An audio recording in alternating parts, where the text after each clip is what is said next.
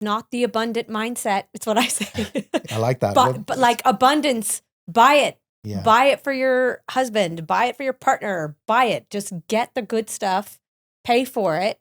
And we are priced at the premium end, and we just put our prices up again. How did you price your I found it really hard to price my product, and I put up the price, and I still look at it and I'm like, God, this is too, it doesn't, the margins are so tight. But when you were pricing your product, what were you thinking about? Like, how did you go about pricing? Yeah, pricing is difficult. Yeah. I came at it backwards, actually. So my kind of background is not soap making.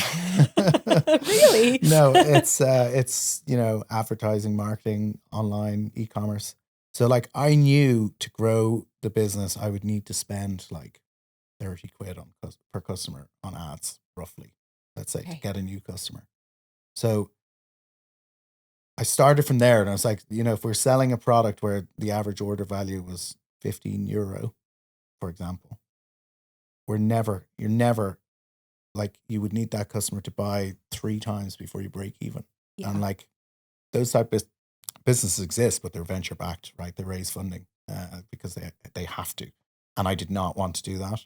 So I just knew I wanted to create a premium product, a premium brand, right? So I wanted to be a full price that people think twice about buying, but that we can justify with great quality and all those things that come with having the margin to do that.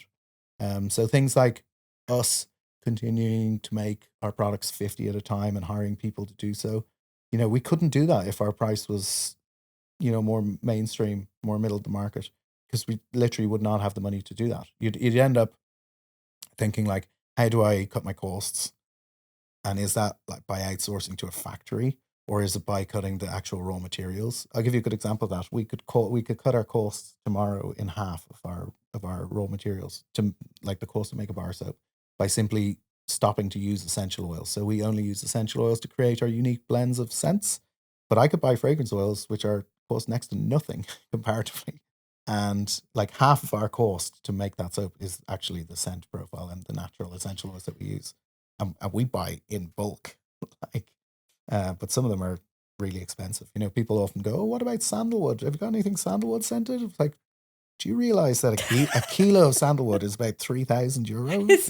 Yeah, it's if you buy the real thing, but you could buy a sandalwood fragrance for under €100 for the same thing, and that's what 99% of other brands do, right? Yeah. Because only a lunatic would use the really expensive stuff. But it's kind of a line that I'm trying to draw. So we just don't use sandalwood is the answer. Yeah. But we do use some really expensive things like vetiver and neroli and stuff like that, which are not too far off that. But we just use them sparsely.